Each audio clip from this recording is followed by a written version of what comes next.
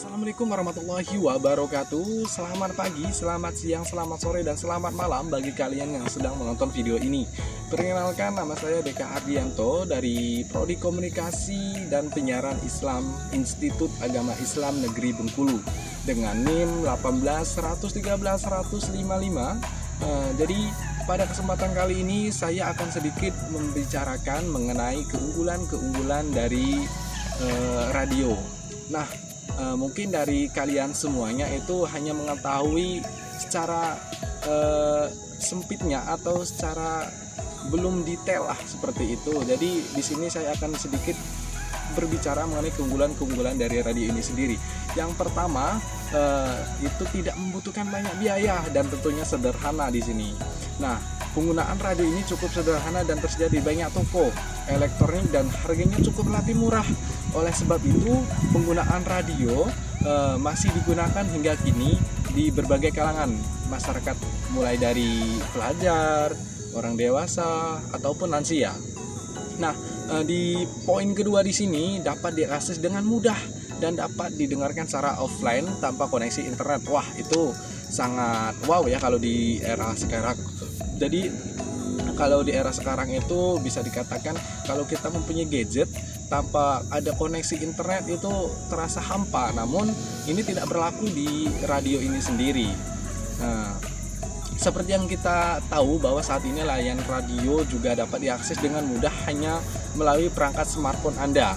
Terlebih lagi dalam penggunaan tidak memerlukan koneksi internet atau bisa dikatakan offline. Nah, hanya perlu sambungan handset sebagai antena radio. Next, poin yang ketiga di sini dapat digunakan untuk mendengarkan siaran jarak jauh. Seperti yang telah kita kutip dari sebelumnya di pertemuan kemarin itu di bagian pengertian radio bahwa media massa ini berkomunikasi menggunakan gelombang elektromagnetik yang dipancarkan melalui stasiun radio dan kemudian diterima oleh unit radio tersebut sehingga kita dapat mendengarkan siaran radio dari jarak jauh tanpa memerlukan perantara tambahan. Nah, itu poin yang ketiga. Next ke poin keempat di sini.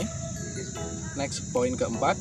Jadi untuk poin keempat di sini lebih praktis dan fleksibel. Nah, ini yang biasanya dicari oleh orang-orang luar di sana.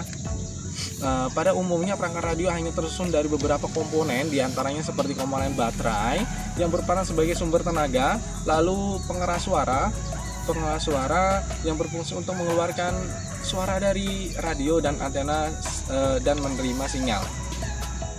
Di era modern seperti saat ini, perangkat radio juga mempunyai ukuran yang kecil seukuran smartphone. Itu untuk poin yang keempat. Lanjut ke poin yang kelima. Next, di poin kelima adalah menjangkau daerah yang susah sinyal atau bisa dikatakan akses sinyalnya itu tidak maksimal ya. Jadi radio ini sendiri sangat berperan penting dalam menyampaikan informasi-informasi ke khalayak ramai, khalayak masyarakat itu tanpa harus dengan kekuatan sinyal yang maksimal seperti itu. Nah, itu untuk poin yang kelima. Next, lanjut ke poin ke-6 dan poin yang terakhir di sini dapat digunakan untuk menargetkan pendengar di wilayah-wilayah terpencil seperti perkampungan seperti itu. Nah, ini masih berkesinambungan mengenai di poin yang kelima. Jadi poin yang keenam di sini adalah lebih mudah dan lebih bisa dikatakan tuh lebih efektif menggunakan radio untuk menyampaikan informasi-informasi ke khalayak luas seperti itu. Karena radio ini sendiri sudah kita bicarakan tadi itu tidak menggunakan internet seperti itu atau bisa dikatakan offline. Mungkin hanya itu saja yang bisa saya sampaikan mengenai keunggulan-keunggulan dari radio ini sendiri. Lebih dan kurangnya saya mohon maaf. Wallahumma fiq ila aqwamit thoriq. Wassalamualaikum warahmatullahi wabarakatuh.